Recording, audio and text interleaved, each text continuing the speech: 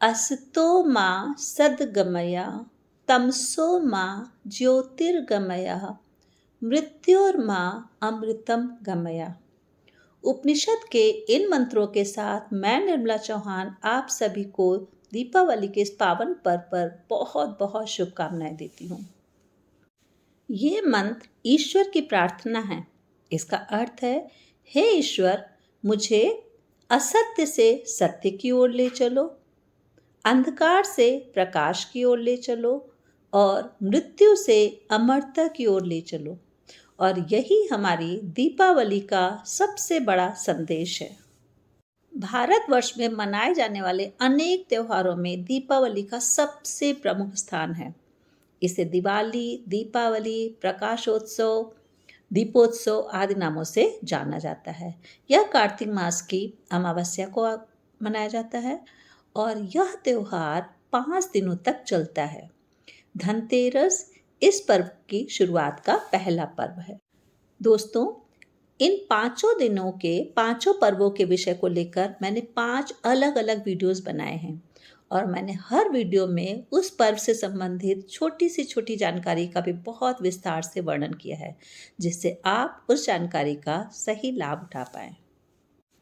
मेरी आप सभी से यही विनती है कि आप जब भी पूजा पाठ करें, अपने बच्चों को हमेशा अपने साथ बैठाएं, उन्हें छोटी से छोटी पूजा की चीज़ों के विषय में बताएं, अपनी पौराणिक कथा के विषय में बताएं, जिससे वो हमारी सभ्यता और संस्कृति से परिचित हो, क्योंकि यही हमारी धरोहर को आगे ले जाने वाले भविष्य हैं।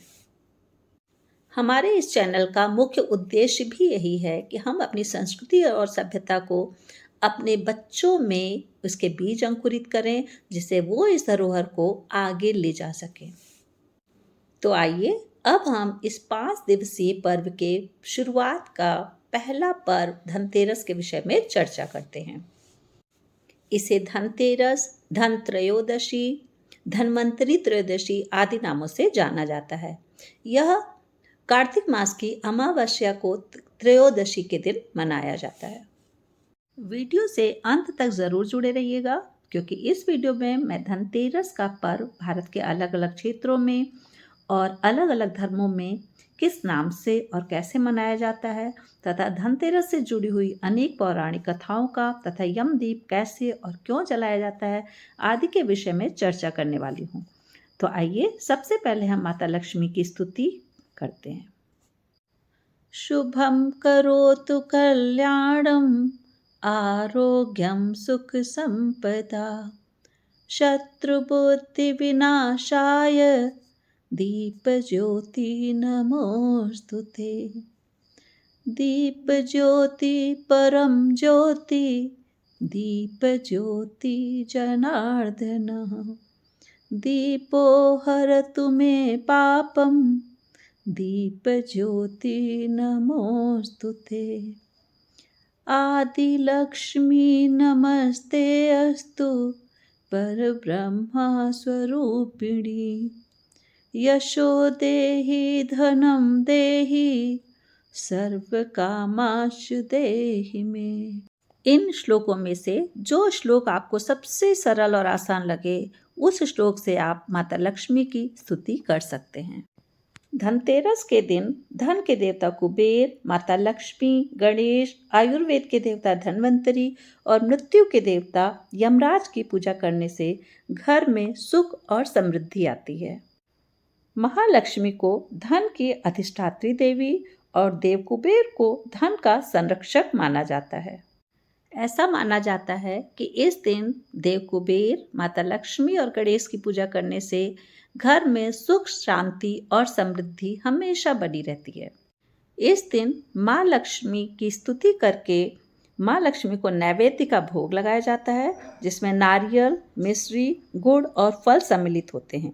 इस दिन विशेष रूप से चल अचल संपत्ति, वाहन, सोने चांदी के आभूषण खरीदने का प्रचलन है। ऐसी मान्यता है कि इस दिन खरीदी हुई वस्तुओं से में 13 गुना की वृद्धि होती है, क्योंकि यह दिन त्रयोदशी का होता है। भारतीय संस्कृति में स्वास्थ्य का स्थान धन से ऊपर माना जाता है, इसीलिए दीपावली में सबसे पहले धनतेरस को महत्व दिया गया है। धन्वंतरी आयुर्वेद की उत्पत्ति के अभिन्न अंग हैं। इन्हें देवताओं का वैद्य भी माना जाता है। कार्तिक मास की त्रयोदशी को इनका जन्म दिवस होता है, इसीलिए इस पर्व को धन्वंतरी त्रयोदशी के नाम से भी जाना जाता है। अच्छे स्वास्थ्य और आरोग्य के लिए इस दिन सभी लोग धन्वंतरी देव की पूजा करते हैं। धनतेरस के दिन से यम दीपदान शुरू होता है, अर्थात यम पंचक शुरू होता है। कई लोग 5 दिनों तक यमदीप जलाते हैं, कुछ लोग केवल धनतेरस को और कुछ लोग काली चतुर्दशी को भी दीपदान करते हैं। गेहूं के आटे के दीपक से ही दीपदान करना चाहिए, क्योंकि आटे के दीपक में ही तमोगुणी ऊर्जा की तरंगों को शोषित करने की शक्ति होती है। नकारात्मक तरंगे ही होती हैं जो वायुमंडल में घूमती हैं और जो अकाल मृत्यु का कारण होती हैं। इन्हें शोषित करने की ताकत गेहूं के आटे के दीपक में ही होती है, ऐसा हमारे मनीषियों का कहना है।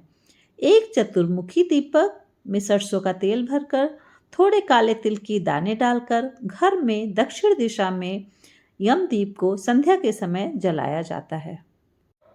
यह चतुर्मुखी दीपक धर्म, अर्थ, काम और मोक्ष का प्रतीक है।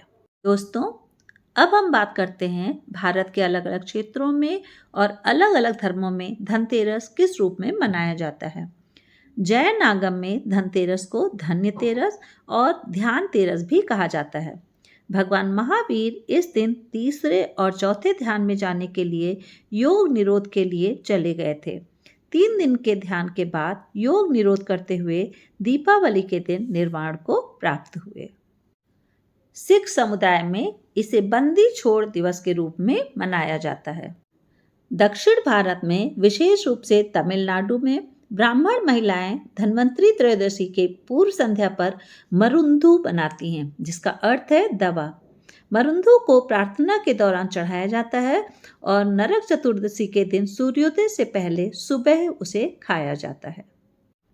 नेपाल में धनतेरस को तिहार या स्वंती के नाम से मनाया जाता है। यह 5 दिनों का त्यौहार होता है। तिहार के दौरान अलग अलग दिनों पर अलग अलग जानवरों की पूजा की जाती है। पहले दिन काग तिहार के नाम से मनाया जाता है। यह दिन कौओं की पूजा का होता है। कौओं को यमराज का दूत माना जाता है। इस दिन लोग छतों पर और सड़क के किनारे भोजन के रूप में कौओं के लिए प्रसाद रखते हैं।